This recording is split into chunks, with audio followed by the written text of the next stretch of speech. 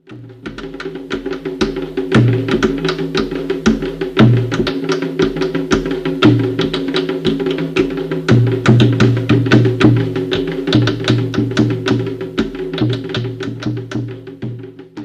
Ivanildo de Oxóssi, é assim uma tremenda honra, um tremendo orgulho recebê-lo aqui para o nosso Falando do Axé. Afinal, o senhor é uma das pessoas mais antigas que eu conheço dentro do Santos.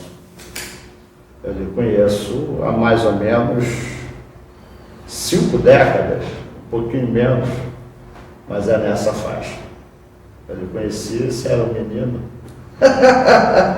E hoje tu é um senhor.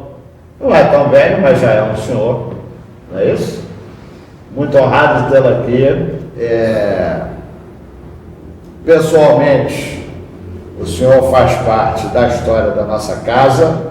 O senhor faz parte da minha história de vida, porque afinal a gente acabou se tornando primo, não é? E desde 70, nossa, 46 anos. 46 anos, nós temos trilhado caminhos muito parecidos e algumas vezes juntos, mas enfim, o senhor tem sua casa, estou tomando conta aqui, as datas sempre coincidem, não é? Mas a gente sempre está sintonizado, ligado e esbarrando um no outro.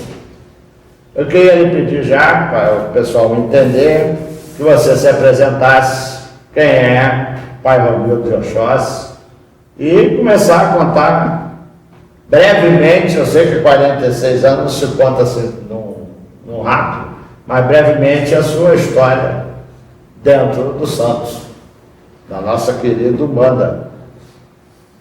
Eu digo, meu velho, em primeiro lugar, a honra, a satisfação de estar aqui, nesse solo, nessa casa, que tudo da minha vida, para mim, surgiu daqui. E uma pessoa como o senhor, o nome que o senhor carrega, a estrela, a sabedoria que o senhor carrega, e eu digo que é uma honra muito grande eu estar aqui. Me emociono sempre que eu piso aqui. Como o senhor falou, as nossas festas batem as mesmas datas, porque nós, eu acredito que são dos poucos que ainda seguem um ensinamento que na minha casa tem o Templo Guerreiro de Luz, os Teixeiras, e eu de vez em quando dou minhas reuniões para os médiuns, e uma das coisas que eu sempre inicio falando é que eu tive um grande mestre, foi o Caboclo Jassanã. Nós temos um diário, esse diário diz: a Umbanda foi criada, se não me engano, há 106 anos, né? 106, 105, o médium Zélio, do Caboclo das 7 Cruzilhadas. Esse médium, esse Caboclo, fundou 7 terreiros, todos Nossa Senhora, da onde surgiu o terreiro que foi a estrela na minha vida, que foi o Caridade Eterna, onde o Caboclo Jassanã se desenvolveu, se evoluiu. E todos os ensinamentos que eu peguei na minha vida, eu sigo. Eu peço uma lembre se alguma coisa esquecida desse decorrer, mas eu tento seguir todos aqueles ensinamentos que eu digo que há poucos terreiros que seguem.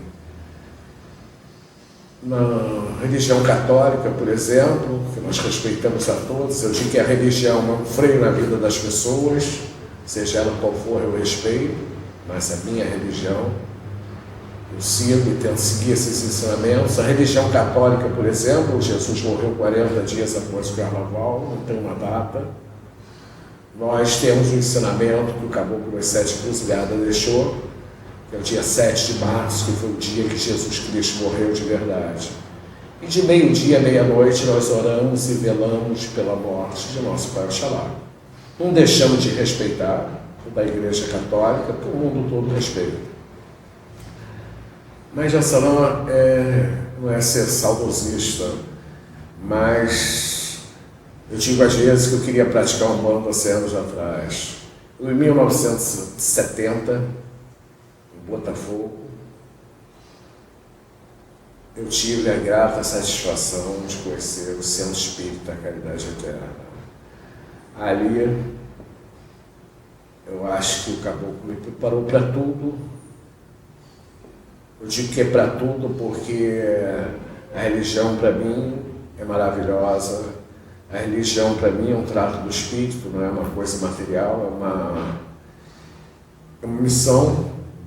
E eu acho que nesses 46 anos, vai fazer agora dia 20 de janeiro, eu tentei seguir, subi, desci, caminhei, andei e nunca atribuí as más fases, as mazelas da vida à religião. Eu sempre atribuí as grandes coisas, essas luzes, essa essência. O meu grande mestre, o trabalho acabou com Sete Flechas, as entidades todas que eu carrego, e eu menino ainda me raspa meu santo na Nação Jeje, uma satisfação muito grande que eu tenho hoje, dizer que eu sou um dos primeiros filhos raspados pela mãezinha, e tenho um orgulho muito grande disso. Sigo a minha casa, uma casa de Umbanda, uma casa de nação, mas como aprendi, totalmente separado, nós não misturamos, porque a Umbanda é dia de Umbanda, que é Candomblé, é dia de Candomblé. Tem muitos terreiros de Filho de Santo montado, com os nossos axés, com as nossas seguranças, com as nossas firmezas. E digo que uma das coisas mais importantes que eu aprendi nessa vida, velho, foi você respeitar e ter orgulho do que você carrega, do que você aprendeu. E esse é o meu maior orgulho, que eu sigo até hoje, tentando, fazendo, dizendo com satisfação, sem me engrandecer, que tudo que eu boto a mão, graças a Deus, deu certo. Infelizmente, nós encontramos muitas dificuldades. Os filhos de santo até brincam, né? Digo que o filho de santo hoje é um remédio, né? Ele vem com vencimento, ele chega muito bem e vai santo, se desenvolve a religião, de repente ele já quer saber mais que você. E a primeira topada, o santo não ajudou, o senhor não viu. E as adivinhações, os grandes adivinhões por aí, prometendo muitos e mundos e fundos. E isso, eu sempre digo, se der condição de você adivinhar, por que não tira a Mega Sena? Sim. E esses filhos saem por aí, te defamam. Eu digo, graças a Deus eu aprendi, nada mais me assusta nessa vida. E Jesus Cristo, né? Não agradou, quem sou eu para agradar? Pai Manildo, como eu disse, eu conheci o senhor desenvolvendo ainda com o Caboclo Sete Flechas. O senhor trabalha com ele até hoje, esse tempo todo, é o chefe da sua casa. É muito estrada, é muito tempo, até porque a gente sabe que na Umbanda não é aquela reunião, você não vai lá no terreiro só para dar obrigação, não é isso? 3 vezes por semana, não é isso? Caboclo, Preto Velho, Exu, e entra semana, e sai semana, e entra semana, entra ano, sai ano, entra a década, e sai década, e eu, sou Sete Flechas, está lá à frente da situação. Como é que o senhor poderia, eu acho que o senhor tem experiência e condições de estabelecer uma diferença na sua interpretação? Existe uma diferença do tipo de pessoa que o seu Sete Flechas atendia há 30 anos atrás para a pessoa que o seu Sete Flechas atende hoje? Muita diferença. Eu falo, inclusive, que eu gostaria de praticar Umbanda há 100 anos atrás, por 2 motivos. Primeiro deles, que era uma fé inabalável. E a energia que existe hoje no ar não é a energia de ontem. Hoje você atende uma pessoa, tanto o caboclo, quanto o Exu, quanto a pombageira da minha esposa, que trabalha muito, a preta velha, que trabalha muito, como eu, jogando todas as quartas-feiras. E você viu uma coisa, aquela coisa, meu velho, se realizava com facilidade, ela se clareava com facilidade. Eu acho que a energia ontem era uma energia totalmente diferente. Hoje você vê uma coisa e a pessoa, quando sai da porta para fora, as coisas se modificam. Porque a maldade, fala um grande Exu, que é Exu de Sete Gargalhadas, o meu anjo bruxo, e que tratar de inimigo é fácil, mas o maior inimigo que às vezes você tem é aquela pessoa que não é seu inimigo, e que é uma inveja, é uma maldade. Então as coisas hoje, as pessoas não têm aquela fé, as pessoas querem as coisas para ontem, e já correram 4, 5 terreiros. As pessoas não têm a energia da concentração. Eu faço muita campanha com os pretos velhos, tem uma capelinha de preto velho, onde as pessoas vão lá, rezam, acendem uma vela, e eu peço para oferecer 100 velas. Eu encontro às vezes gente lá de madrugada acendendo 500, oferece 100 velas. Eu vejo pessoas resolverem as coisas com uma facilidade tremenda. Vejo pessoas rezando com a vela na mão, olhando para ontem.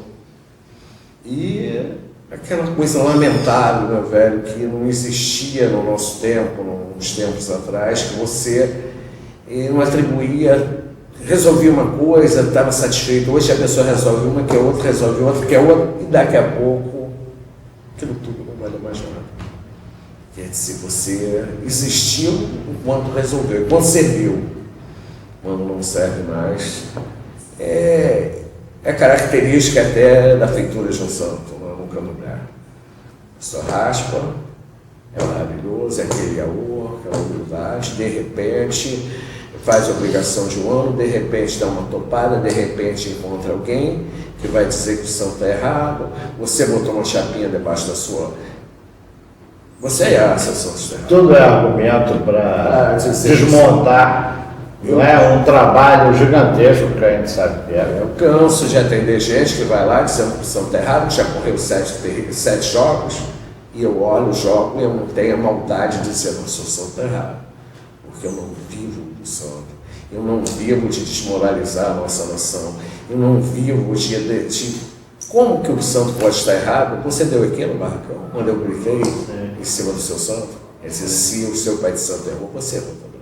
Sim, sim. Isso é uma questão extremamente complexa e acho que merecia até um seminário mais amplo entre pessoas mais antigas de santo para a gente definir, porque no meu entendimento também não tem muito essa história de santo errado, não com esta facilidade que virou hoje em dia, de se achar tanto santo. Hoje, se bobear, se acha mais santo errado do que santo certo. Então, mas nessa experiência que eu estou querendo puxar sua, e que a Umbanda tem esse trabalho fabuloso de atender as pessoas, né? A gente não é raro a gente ouvir dizer, preto velho é psicólogo, né? Psicólogo de pobre é preto velho.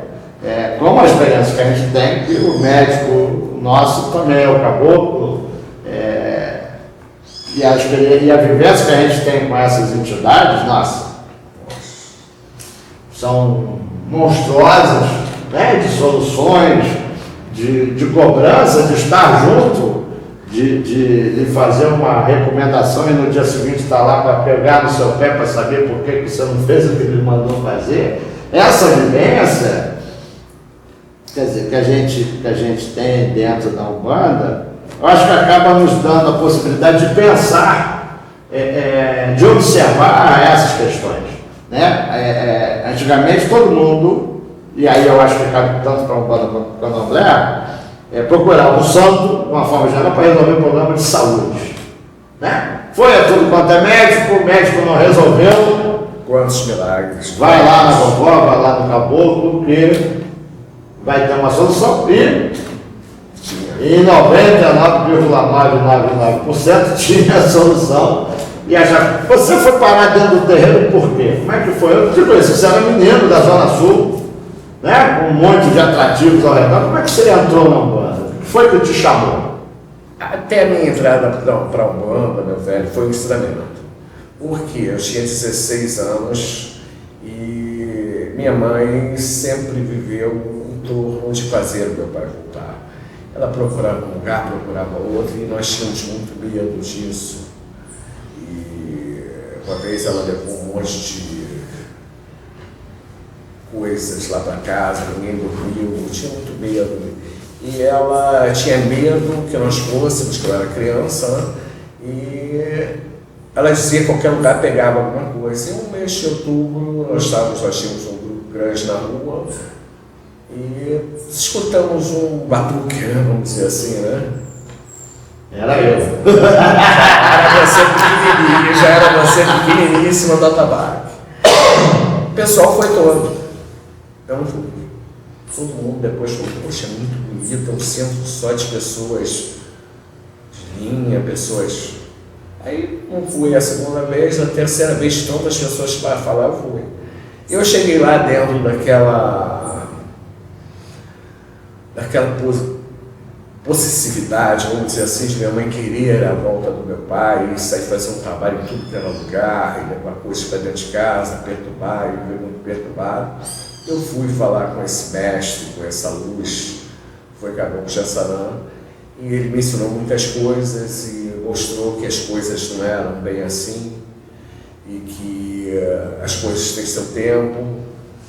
E olhei para aquilo ali, aquilo foi me deslumbrando, e entrei de curioso, vamos dizer assim. Eu sinto muito isso dentro do meu terreiro, meu velho.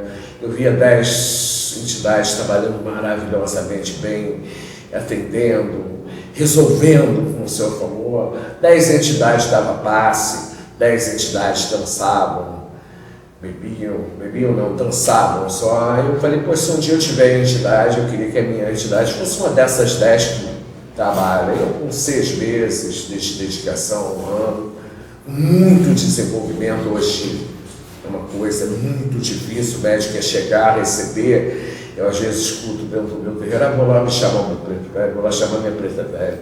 Antigamente não tinha isso, e a entidade quer fumar, quer beber, quer dar consulta, as pessoas não têm aquela doutrina que eu aprendi. Qualquer entidade, seja qualquer uma, vai lá e peça a benção, meu pai.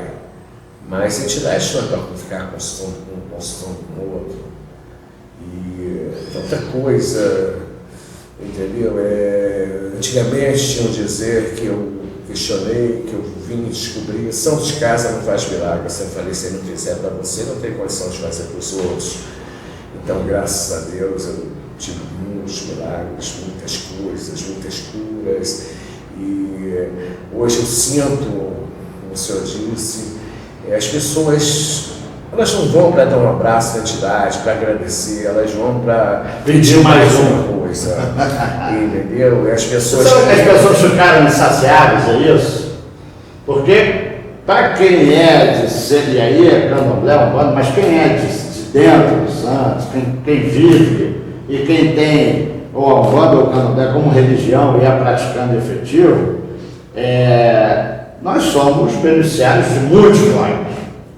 São tantos que são incontáveis e são tantos que a gente já nem percebe mais o milagre que Vodun, Orixá, que a entidade faz na nossa vida. Você acha que as pessoas ficaram insaciáveis? Eu digo que a nossa vida, nosso trabalho, né?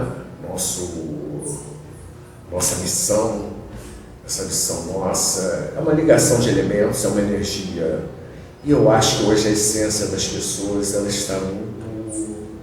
Não é sem fé, eu acho que o entendimento, o desentendimento, acho que tudo é energia, né? O que uma entidade bebe, é ação de elementos, o que uma entidade fuma, o que se arreia trabalho.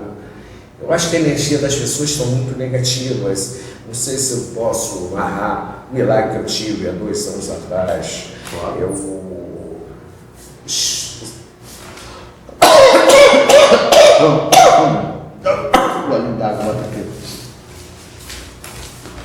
Eu sempre fazia meus exames periódicos, um belo dia o médico mandou eu fazer uma biópsia e constatou que eu estava com câncer de próstata.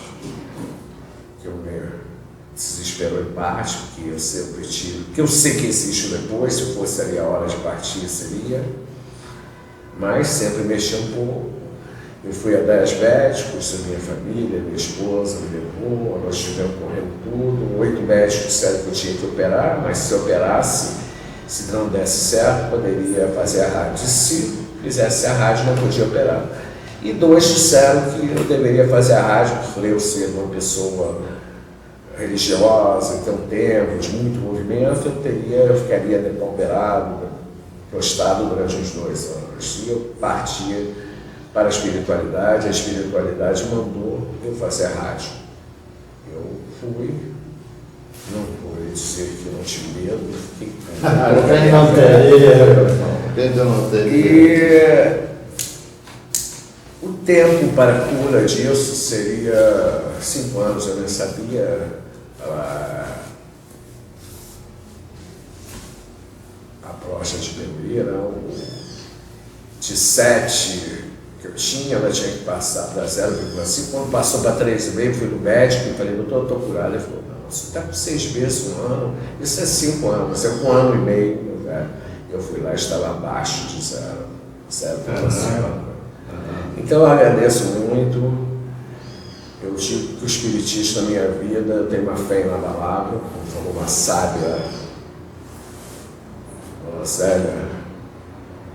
mãe da minha esposa.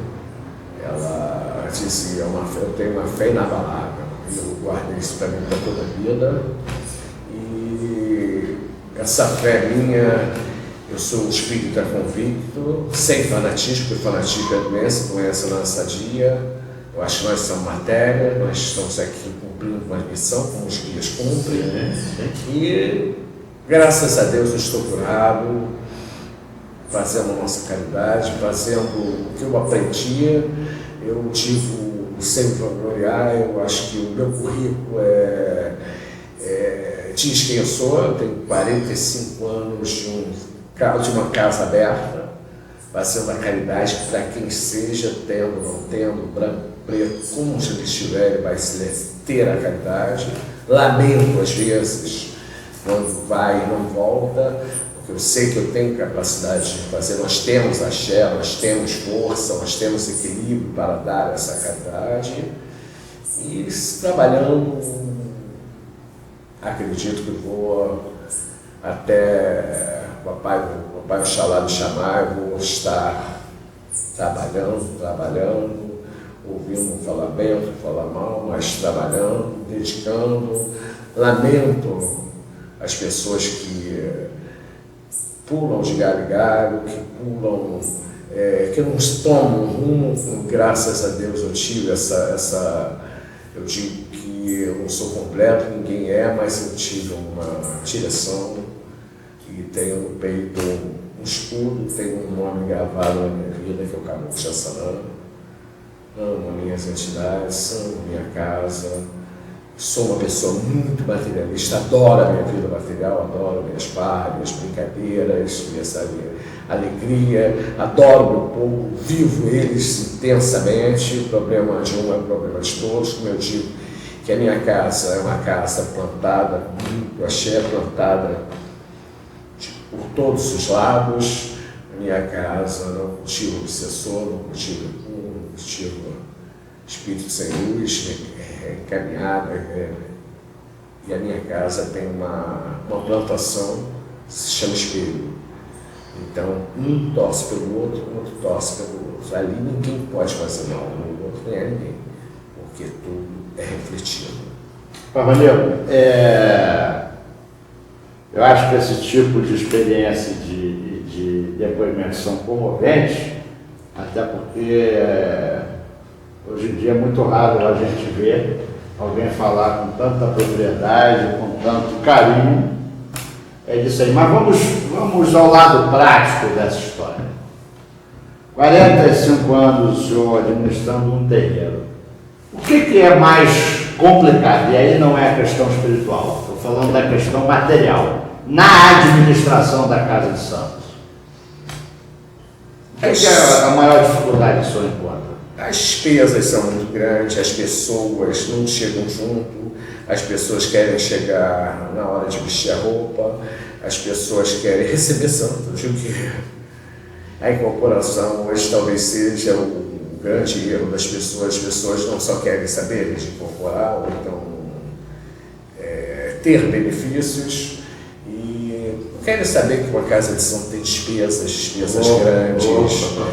Você não festa, você para começar uma sessão, você tem que fazer suas plantações, suas firmezas. As despesas são muito grandes. Se para fazer uma festa, você para fazer a caridade, quantas pessoas vêm à sua casa de santo sem ter o que comer? Você ter que dar. Sim, e o fato de, eu digo isso aqui sempre, e o fato de ser de graça não quer dizer que não tenha custo. Na verdade, porque abriu a porta, já se tem despesa. Já se inicia com despesa. Tudo é muito alto, tudo é muito caro. Eu trabalho, praticamente 2 terreiros, em vários terreiros de Espírito Santo, que montei para eles, que montei as coisas, firmei e dou um suporte. E tinha 7 farmácias, hoje estou na fase de aposentadoria, e o dinheiro que eu ganho do lado de fora não vem para sustentar, é difícil. Sim. Você tem uma caixinha que tenta ter uma coisinha ou outra, uma pessoa para chegar junto é muito difícil. Você bota uma mensalidade de 80, 100 médios que eu tenho, eu acredito que uns 5 vou pagar. 5? Sim, acredito. Eu não boto, hoje eu não estou botando nem valor. Só paga quanto a pessoa quer. Sim. As pessoas não. Então, se uma pessoa entra, ela começa pagando, paga a primeira, paga a segunda, depois não paga mais. Então você tem que botar muito dinheiro no seu. Tem uma casa de santo, na nossa casa. Nossa. Você tem muita despesa. Sim. Mas o amor, a fé, a dedicação aos orixás, eu acho que você continue. Sim. É um fato, é uma verdade. Bem, isso que o senhor está relatando aí, eu acho que é uma característica hoje de todos os terreiros. É a discussão sobre a manutenção, porque eu afirmo isso sempre aqui, nós, eu acho, somos a única religião que gasta dinheiro. É uma realidade. Né? Todas as outras religiões que a gente sabe arrecada. Nós somos a única que gasta, porque tudo o que se utiliza, tudo o que se faz, todos os ritos, todas as cerimônias envolvem elementos de muito custos e tudo mais. E o que o senhor acha, com essa experiência toda que você tem, que vai ser a Umbanda daqui a 20 anos? Você ainda vai estar por aqui, certamente.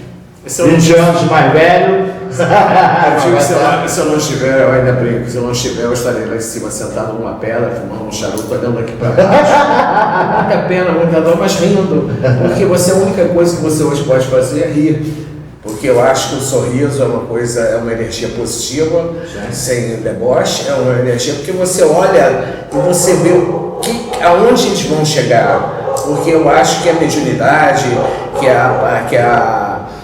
um médium não entra num terreiro, não entra dentro da sua casa por acaso. Ele não entra, mas ele acha que entra. Então, às vezes, me dá vontade de rir quando eu olho e vejo o que será daqui a 20 anos. Se hoje, eu tinha que hoje para fazer no médium, eu tiro lá às quartas-feiras, eu tenho 7, 8 médios trabalhando com preto velho, eu jogando, e A minha esposa, a vovó Quitéria, tem 30 pessoas, 40 pessoas, 50 pessoas, mas às vezes atende um. E tem dias que não vai nenhum. Sim. Vai os 5 ou 6 médios para Camorã. A dedicação dos médios hoje não existe. O que será daqui a 20 anos, meu velho? Eu não sei. Eu até brinco assim, a sua vida dentro do espiritismo é ruim, dentro da religião é ruim. Será que fora será pior?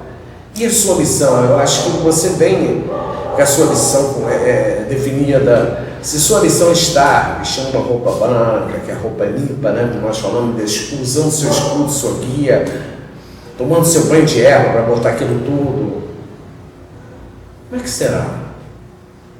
E fora, meu velho, eu tenho, como eu falei no começo, eu tenho uma capelinha das almas, onde repaga muitos milagres, né, vamos dizer assim, acendendo vela, eu faço muito essa corrente de 100 velas. Eu tenho vários templos de outra religião à minha volta. Nessa capelinha eu tenho os pretos velhos, umas 6, 7 marchas. Eu só posso botar minha imagem no preto velho? Já apareceu quebrada 3 vezes. Olha só. Toda quebrada. Tem os troncos lá, a pessoa não tem um pesado, a pessoa pega aquele tronco e quebra. Nos dias de sessões, principalmente nos dias de festa, quarta-feira é uma sessão muito de caridade, não tem atabaque, mas os dias que tem o atabaque, lá que tem meu filho, que é meu mexicano, é meu amigo, o chefe da casa, o tio que a energia e a mão deles são sagradas. Os templos botam o som deles, que eu talvez não tenha condição de botar, num volume tão grande que eles abafam o som de 3 atabaques muito bem tocados. Às vezes nós temos que... Mas eles só fazem isso em dia de sessão? Principalmente, porque eu anuncio em faixas na porta, as sessões de festa. Às sextas-feiras eu tenho desenvolvimento, se puder de moto também o som é alto. Quando eu termino, as minhas sessões são curtas, às de 8 horas, às 11 no máximo. Eles mantêm, eles começam logo a seguir, quando eu paro, meia hora depois eles param, porque eles separam, atrapalhar a nossa energia. Mas eu sempre falei, quem está concentrado ali dentro, eu digo que a posição do médium, o olhar do médium, a dedicação do médium, nada atrapalha. Sim. Mas é uma coisa que você fica aborrecido, você fica triste. Porque isso é uma provocação, isso é um ato de intolerância, isso é uma violência, não é? Os nossos toques candomblé, que são totalmente separados da Umbanda, eu não posso mais dar à noite, se alongar, porque tem moradores que vão lá, como já foi, até armado, fazendo umas paradas. Nós paramos de dar toque à noite, estamos dando nossos toques na parte da manhã. Bom, Parolio, certamente a gente tinha muita história aqui, muita, e a gente já está entrando no prazo final aqui do nosso tempo, e o médium hoje, vamos imaginar que o senhor hoje se depare com um Romildo de 1970, um menino, querendo entrar para a Umbanda, querendo entrar para a religião, querendo conhecer isso, tentando desvendar esses mistérios, não é? Não vou dizer conselho, mas que orientação o senhor daria para essa pessoa que estaria hoje chegando num terreiro de Umbanda, aos 14 a 16 anos? Não ter pressa, esse seria o primeiro. Ter humildade, ter carinho. Eu digo que hoje, nada que você faça nessa vida, meu velho, você pode pisar com o pessoal. Ou você está dentro de verdade, ou você não está. A dedicação das pessoas é o carinho. O carinho é a humildade. Mas isso tudo tem que vir com uma coisa, não ter pressa. Porque a pressa em querer receber, Eu digo que uma entidade, ela traz no espaço luz. Tudo ela aprende no desenvolvimento médico. Quando o médico está aprimorando uma grande entidade, uma entidade de luz, está escrevendo, está acendendo um cachimbo, está fazendo alguma coisa, está limpando um ponto piscado, ele está se evoluindo. E a sua entidade está também. Você está ali, a entidade tem que aprender, por causa que o médico sabe, não. O aprendizado dela é outro, mas ela aprende através do médico, porque ela só traz do espaço luz. Ela precisa que o médium tenha dedicação. Nada de fanatismo, dedicação, não ter pressa. Como hoje eu vejo, eu tenho, o senhor disse, algumas crianças, né? Porque eu era uma criança, eu tenho algumas crianças lá, que eu tento sempre falar para eles, não tenha pressa, meu filho. Eu dou uma reunião por mês, eu e minha esposa, de dia do médium. De 80 médicos, eu vendo mais 10, 15. Pessoas até que falam para mim assim, eu preciso aprender, eu preciso me evoluir, eu falo, faça um caderno, tire suas dúvidas, é a hora, a dúvida de um é a dúvida de outro. Sim. Essa pessoa nem aparece. Sim. Isso é um fato, isso é um fato.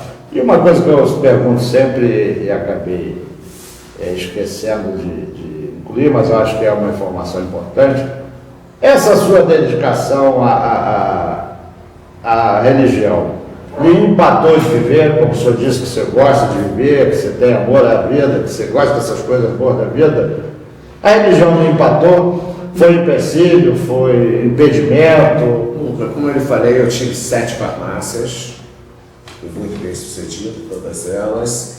Eu fui vice-presidente de uma escola de samba, que eu cito aqui que eu amo, que é a tradição, está lá embaixo, mas no meu tempo estava até lá em cima. Eu sempre estive no meio do samba, eu sempre saí limpo. Eu sempre me distraí, eu digo que a minha casa é uma grande festa, tudo termina em festa. Eu sou um espiritualista, mas que gosto muito da vida material. Eu acho que nós somos matéria e tudo que você pensa, tudo que você tem necessidade de fazer, tudo que você tem que viver, você não fazendo, também é uma coisa que não tem lógica. Então, eu acho que o espiritismo, a religião, não te atrapalha em nada. Para mim, a única coisa que ela fez na minha vida foi me proteger e me beneficiar. Perfeito. Valeu, foi uma honra mesmo, sempre. Peço a bênção, uma honra estar aqui nessa casa, foi uma beleza. Nos veremos mais vezes.